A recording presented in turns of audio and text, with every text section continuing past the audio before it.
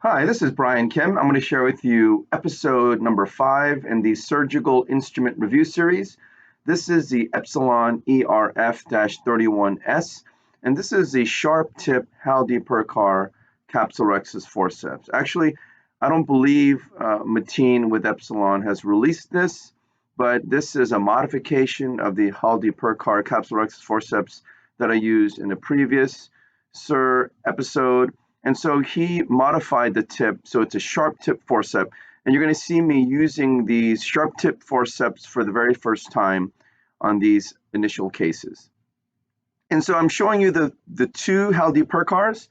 The one on the left side is the original Haldipurkar Bakewell, and the right side is the sharp tip. As you can see, as the forceps come together, their action is more like a scissor, where the forceps are on top of each other. It provides a very thin profile, but on the distal end, where the tips come together, the tips rotate and they're more on the side-to-side profile, and you can see the blunter tips on the left side and the sharp tip on the right side. Otherwise, it's the same structure as far as the design and the handle and the hinge. It is still a rounded handle. I know some people prefer the flat handle, but this is a rounded handle. And again, you can see here, it's made of titanium. It's got ridges with texture. And again, this is the ERF-31S. And the ridges do provide some texture and control. They are very, very lightweight, so if you're not used to that, it can take some getting used to. I had my partner try these forceps, and he really didn't like them initially, partly because they weren't flat-handled, and also they were just really light in the hands. But again, I think these are something that you can adjust to, but again, it comes down to your essential preference. So you go in with the teeth sideways, and pointing the tip down, and then this is essentially a cystotome. You can use the forceps as a cystotome with the teeth together. You puncture, I'm pulling down, I'm grabbing the right side edge of the tear, and as I do that, it creates a nice flap. And as you know, I like to use the marker for the cornea, and I'm using that corneal mark as a guide to see what I'm doing. And I'm going around circumferentially. You can see I'm able to open the teeth nice and wide, again, because the forceps within the incision are side to side, more like a scissor. It's a very flat profile, which reduces OVD egress. And that's the end of the case. You can see a really nice size rhexis with 360 degrees of overlap. And so this is the next case. I'm going to just show you a series of cases, again, showing the structure of the forceps. And you can see that small hash, that's about 6 millimeters from the tip. And again, that's another guide to determine the size of your rhexis. I puncture with the tip like a cystotome, and with the teeth closed, I'm just inching along on the right side of that tear, and then grabbing the right side of the tear to create a flap. I have exquisite control as I go around. I am not having a lot of OVD egress. I'm not pushing on the wound, again, because it's a low profile, because the scissor style forceps within the wound of the incision, the forceps, very low profile, and again, I feel like limited fluid egress, OVD egress, and I'm not having to pull in constantly as I'm making my rhexis. And so that's the biggest difference I notice compared to the Utrata style forceps.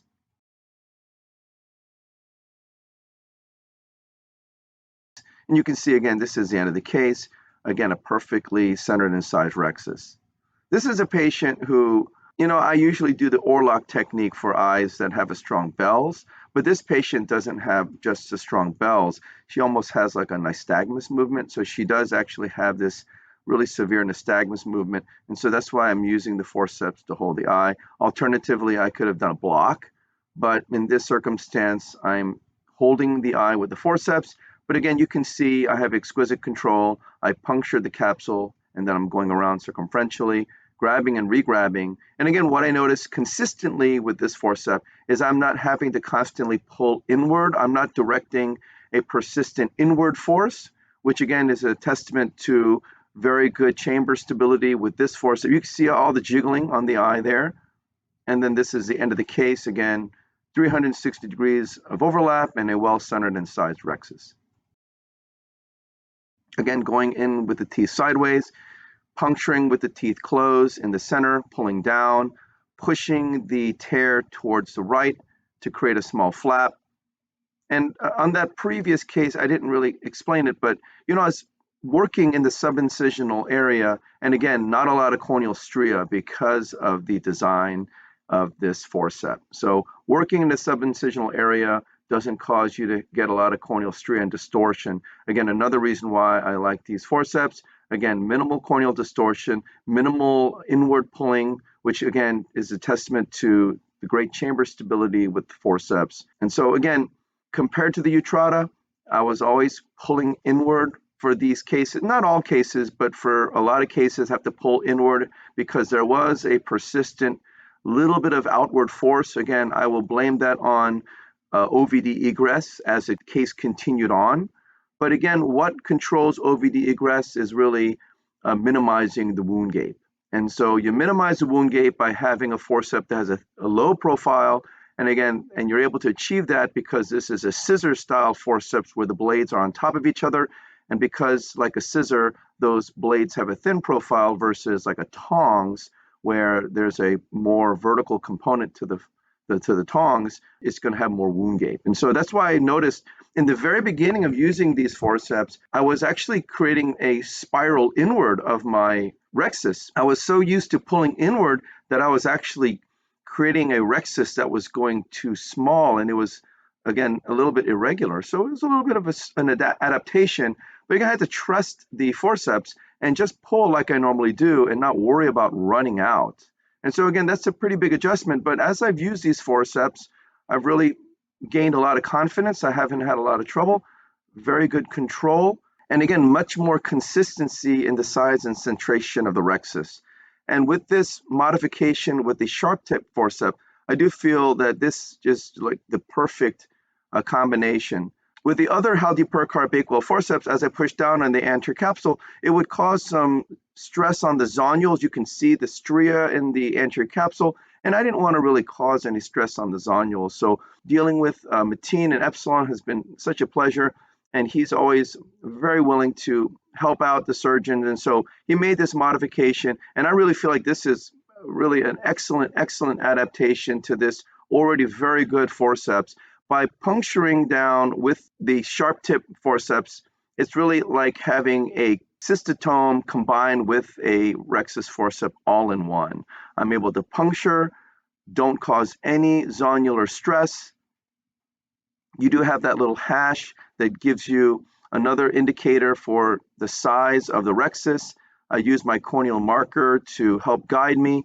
Again, exquisite control, wide angle to the forceps. I can open them without feeling like I'm oar-locked, and I'm not having to pull in constantly. And so it's really been a delight to use these forceps. I've gained a lot more confidence and a lot more consistency in the size and centration of the rhexis. So if you're interested in these forceps, I would contact Epsilon and see if you're able to get the ERF-31S sharp tip Haldipurkar Bakewell Capsulorhexis forceps.